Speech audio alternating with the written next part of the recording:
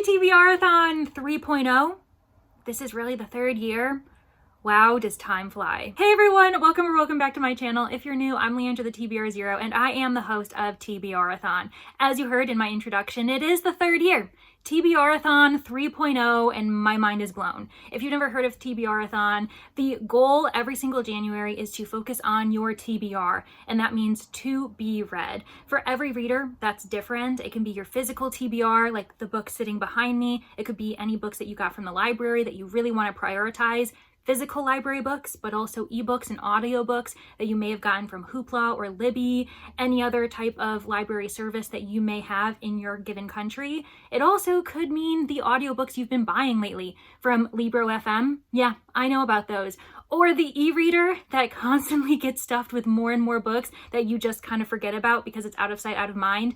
That's what this readathon is for, especially with it being the beginning of the year. Let's start off on our goals early, feeling good, and hopefully it'll set us up good for the next 11 months of 2026. And speaking of 2026, speaking of this being the third time I'm hosting TBRathon, there are some changes, some really big changes. So if you're completely new to this, boy, did you choose an interesting year to join us. Because not only do I make TBRathon inclusive with various challenges, and I've got 3 new ones, and I'm very excited to show them to you. But this time around, I've decided to make it inclusive for those who need a specific time frame to participate, because I know that not every single time of year is the best year for you, and it changes every single year. I've seen people in the past say, oh my gosh, I wish I could have participated in TBRathon last year, but January was crazy for me, so they joined me in TBR Harvest, or vice versa. I get it. It's really chaotic. Plus, there are so many amazing creative booktubers out there with their own readathon events.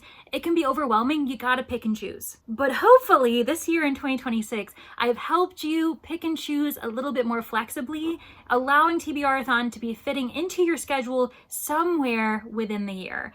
That's right. I have created 3 different types of time frames that you can participate in TBRathon to allow you to participate in the fun, but making sure it fits your own lifestyle. And I hope you all like it. The first time frame is the shortest time frame, meaning I'll be taking less time from you from your day-to-day life, and that is the weekend-long event, which will be taking place on the first weekend of January from Friday through to Sunday, meaning the 2nd of January through to the 4th of January. That is a weekend-long event that allows you to get a little bit of a taste of TBRathon, still starting off on the right track with your goals, but not taking too much time from you, especially if you know that the beginning of the year is going to be so chaotic. The next time frame is the traditional one. So it's going to be taking place throughout the entirety of January, from the 1st to the 31st, and it's just a month-long readathon where you participate in the Discord, participate in sprints, do whatever you want to do to participate in the challenges, and then as soon as the 31st passes us by and we enter February,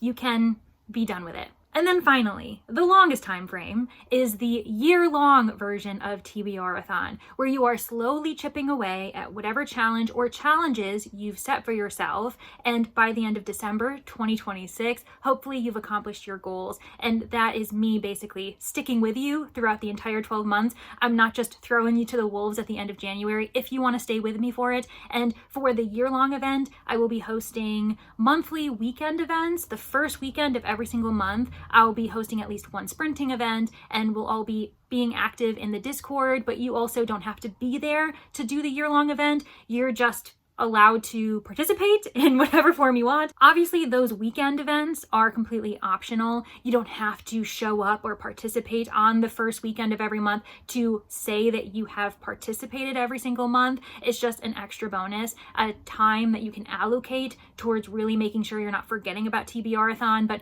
as I said, completely optional. You can be reading these books, completing these prompts at any point throughout the year. And that includes starting in January, completely forgetting about TBRathon between February and November, and then maybe you binge everything in December, and then you're still accomplishing TBRathon. I wouldn't necessarily recommend that method, but hey, each to their own. Now that I've got the biggest change out of the way, I'm going to let you sit with it you're going to process this, and I'm going to continue with my checklist. And the next thing to address in this announcement are all of the important links that you will find in the description. First and foremost, there's the sign up form. So feel free to watch the rest of this video, feel it out, see if TBRathon is something you either want to do again or that you want to do for the first time before signing up. But it just gives me a good number of how many people are interested in this event. And then we also have the Discord link. This is optional. I cannot emphasize that enough. I have made sure that all of the links in the description and elsewhere are accessible to people who don't want to use Discord. But if you want that extra community, then obviously the Discord is the best thing to have, especially if you're looking at the year-long challenge, because when it comes to the weekend events,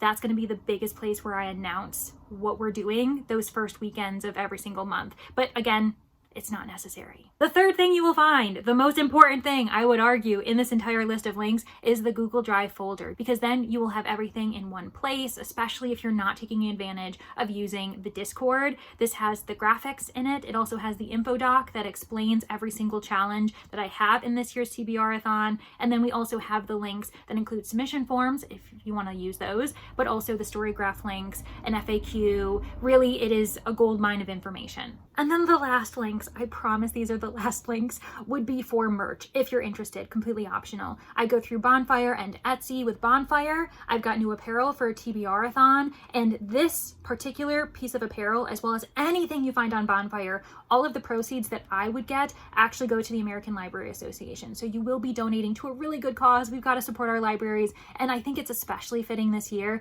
with the themes that I have for TBRathon, because we will be going on an adventure, but we also might possibly get lost in a library. Yeah, that sounds about right. So feel free to get your apparel through the Bonfire link. The other thing that I have are bookmarks, and these bookmarks are gorgeous. I'm so pleased with them. We have one bookmark that includes the rose foiling. We also have a bookmark that has silver, and then we've got a bookmark that is gold foiling. And those three different types of foilings match the badges that go along with Map of Stories. I'm getting ahead of myself, but there's a theme going on. And then I've also included this year a sticker for TBRathon 2026. I'm really excited. I love the graphic because I do think that it is a great tie-in for the fact that all three of my challenges feature some type of adventure, exploration, while also being very much linked to storytelling, traveling through books, and I really love it. I hope you do too. Overall, I'm just really pleased with how this worked out. I went above and beyond trying out 3 different foilings for this one event. I hope that you appreciate it, but I think it was worth it. Now that we've got all of the admin out of the way, let's finally get to the 3 different challenges I have for TBRathon 2026. And the 3 challenges involve TBR Explorer, which is basically a storyboard. You are reading books, fulfilling prompts in order to make your own story along the way. I also have Lost in the Library, which is a classic game board. You just get to roam about, entering different rooms, different sections in the library, picking up great prompts along the way. And then finally, we have Map of Stories. Yes, I have a map. Every single location is represented by a different genre or category within the reading community, and there are prompts as you travel about the map. Starting with TBR Explorer, you are truly making your own story, making your own adventure through the books that you read.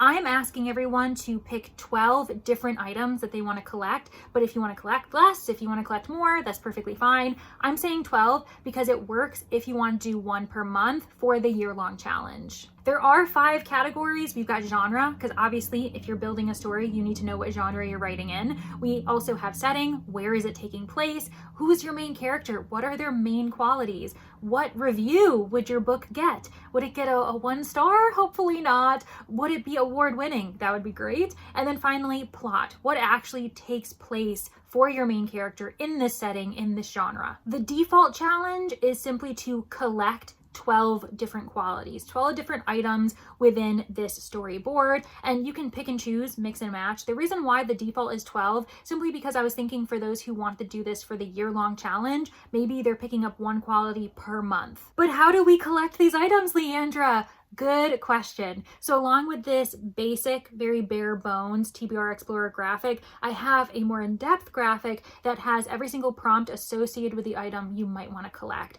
Now, some of them are far more straightforward. For genre and review, you have to read a book that matches whatever you're collecting. So if you want your book to be a mystery, you need to read a mystery. If you want your book to be a 5-star, you gotta read a 5-star book. And then for setting and main character, those are cover specific prompts. For setting, it is the color of the cover that matters. And then for main character, it is the item on the cover that might be linked to a specific quality that you want your main character to have. As you might be able to tell, I try to vary the types of prompts you're getting so that you can stack prompts if you want. You don't have to do one prompt per book unless you want to be strict with yourself. And then finally, probably the most specific category would be plot. And that's because a lot of the plot points has to relate to a certain theme that I want you to find in a book. For instance, if you want a prophecy in the book that you're building, in the story that you're building, then the prompt is to have a fate or prophecy related story. If you're only participating in TBRathon's weekend event in January from the 2nd to the 4th, then I highly recommend stacking prompts for sure. The specificity varies, but I promise you most of these prompts are super open-ended and you have a lot of options. And because I'm extra and I know that printer ink is expensive, I also have a printer-friendly version of not only TBR Explorer, but of the challenges to come as well, because I know that I use a lot of color. I like color, what can I say? Moving right along, every single readathon I've ever hosted, whether it be TBRathon or its sister readathon, TBR Harvest, if you want to call it that, I always have a game board because they're so fun and I'm a little bit selfish. I always use the game board to set up my TBR for the month. And so yeah, of course I have another game board for you all. And this one is called Lost in the Library. I was showing a few of my friends. Rainey in particular said, this kind of reminds me of Clue. And it definitely gives us that vibe. But really this is a design of what a generic library might look like in the United States. It's what my library looks like, where you've got an adult fiction section, a nonfiction section. We've got it organized by age categories. So we've got a young adult section. We also have middle grade fiction, manga and graphic novels. And then you have your community spaces. So a community room or a history room where you're allowing people in the community to relax, do some club activities, maybe watch a movie, whatever you're doing. And if TBR Harvest's pumpkin patch wasn't already an indicator of this, I love a game board that doesn't have a beginning or an end, just allowing you to explore however much you want, allowing you as the reader to decide when you've had enough. This is the same concept. The way you're going to start is that you're going to select your pawn and decide which room you want to start in. That is your first prompt. So whatever room you put your pawn in, that's going to be the first prompt you've got to complete, and then you can feel free to roll with any type of die. It can be a d6, a d20, maybe you use a few dice. It doesn't really matter, whatever you have on hand. And then roll to your heart's content. If you want to make it a challenge, one way to do that is that you've got to pass through every single room. There are 6 on the board. Or if you want this to be for the year-long event, maybe you use the game board every single first weekend of the month, and then you're just figuring out what you're reading that weekend. And I absolutely have to say that I am inspired by Kirsten over at the Reading Nymph. She does Relax and Readathon every other month, and she has a game board that has no beginning or end, and it is a game board that is reusable. She tells people, hey, start over or remember what your pawn was, and then in 2 months' time, that's where you're going to pick up from. So that's kind of the concept I'm going with this game board. Obviously, that's only if you are participating in the year-long version of TBRathon and you plan on partaking in a couple or all of the weekend events that will be happening every single month. While you can find a list of these prompts, and most of them do have further explanations within the Google Drive folder, I am just going to pause and say how happy I am that I made sure that there are quite a few that are library or book specific. We've got book on the cover, or you've got to spell READ in the title and or author. I also have a banned book space, and I have a few spaces that highlight marginalized groups, because that is one thing that libraries are just so crucial for, ensuring that we have voices for everyone, because libraries are for everyone and you should be able to find yourself in a book just like anyone else. So I'm really pleased with how this worked out, and I hope you enjoy it just as much as I have making it. And then finally, probably the most elaborate challenge of the 3 is Map of Stories. Please be kind about the map. I did hand draw it myself. No, I didn't stencil it out. That's my own fault, but I kind of like the rustic feel of it. And Map of Stories is my way of encouraging all of us to read more widely, especially if you want the extra challenge of reading widely across genres, but let's call that hard mode. If you couldn't already tell, the theme is 12, because I tried to make every single challenge work for a year-long version of TBRathon, and so there are 12 locations on this map. Each location represents a different genre or category within reading. reading. For instance, we've got The Old Growth Forest for historical fiction, Maple Tree Township for romance, The Whispering Well for middle grade, Austen Abbey for classics, Dead Man's Cabin for thriller, City of Octavia, in honor of Octavia Butler, for science fiction, Rambling Acres for contemporary fiction, Icefire Peaks for fantasy, Red Herring Harbor for mystery, Bloody Hollow for horror, Sea of Truth for nonfiction, and finally, Chronicler's Cove for literary fiction. Slowing things down so I can explain my reasoning for the prompts at hand, you can see that each location comes with 3 prompts. These prompts are inspired by the genres that are associated with each location, but you don't have to follow the genre at all. This is simply an homage to each genre and category that I'm highlighting in the map of stories. Within these 3 prompts, you can see different themes. So the third prompt for every single location is very simple. It's a booktuber recommendation. Simply go to your favorite booktuber, their Instagram, their Goodreads or Storygraph profiles, their book recommendation videos, a vlog in which they're gushing about a book, or it is that time of year where a booktuber is going to be showcasing their best books of the year in a video. Those are great places to go. In the middle slot, you will see for every single location a cover-related prompt where it's an item or something you've got to find on the cover specifically. And then finally, each location has a prompt that is related to the author, something specific that you find within the genre, a theme, something that is a little bit hardier of a prompt. I hope you all have fun with this. What I will say, one bonus with doing Map of Stories is that you have access to 50 different badges that you could collect. I grew up with Pokemon, what can I say? Gotta catch them all is in my blood. And these badges have 3 different levels. There is Rose, Silver, and Gold. Can you see why I made these 3 different foils my bookmarks? Going through the badges as quickly as possible, there are 12 location-specific gold badges. Each location has its own gold badge. To earn this badge, you must complete all 3 prompts, and the book or books you read must meet the location's genre requirement. So, for instance, The Old Growth Forest represents historical fiction. That means you've got to read all 3 prompts within a historical fiction narrative. That can be broken up across 3 books, or if you can find a book that has all 3 qualities, all 3 prompts, then you're able to get it in one. You'll start seeing a trend here. There are 12 location-specific silver badges. Each location has its own silver badge. To earn this badge, you must complete all 3 prompts.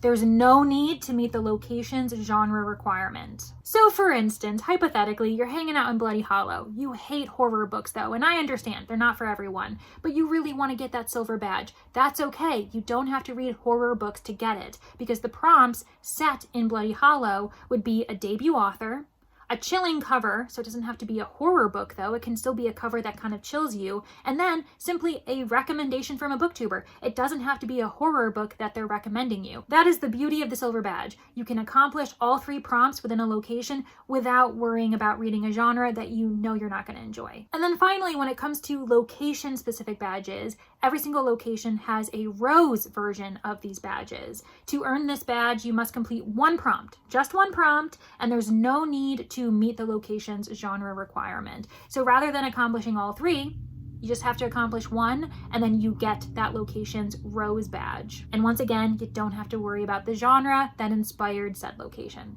36 badges down, 14 to go, and we've got 12 month-specific badges for those who want to participate in the weekend events every single month. These badges are eligible to participants who are committed to TBRathon's year-long challenge. There will be a 24-hour readathon event during the first weekend of each month. To earn each month's badge, you have to participate in some way, and it doesn't have to involve reading. Maybe you're just checking in on the Discord, rooting other people on. Maybe you're participating by voting in some polls that are more than likely to happen. Maybe you're watching sprints while you clean your house, or you're simply posting a progress report on how you're doing. Even if you can't participate that particular weekend, you've still checked in, you're getting the badge.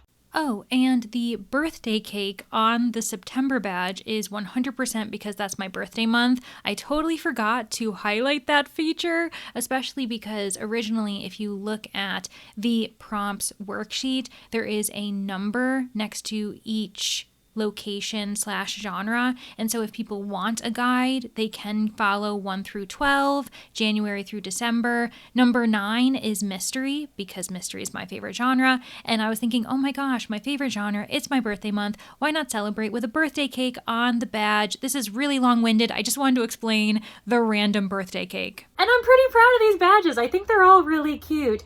As you might be able to tell, quite a few of the badges do reflect a particular genre. That is on purpose, but that doesn't mean you've got to read that particular genre in that month. It's just that it's a nice theme to have. And then our last 2 badges are for our top traversers. There's a top traverser rose badge and a top traverser gold badge. To get the rose badge, you simply have to participate in the month-long event that is January 2026. To earn the gold badge, you have to participate in the year-long event that starts in January and goes all the way to December 26th. This doesn't mean that you have to participate in the weekend-long events that are happening every first weekend of the month. It's just that you have dedicated yourself to doing TBRathon throughout the year at your own pace, however you want to do it. Well, I think that's it. I think I've done it. I've provided you with all preliminary necessary information for TBRathon, whether you're going to be joining us for the weekend-long event from the 2nd to the 4th of January, the entire month of January for our month-long event, for the traditional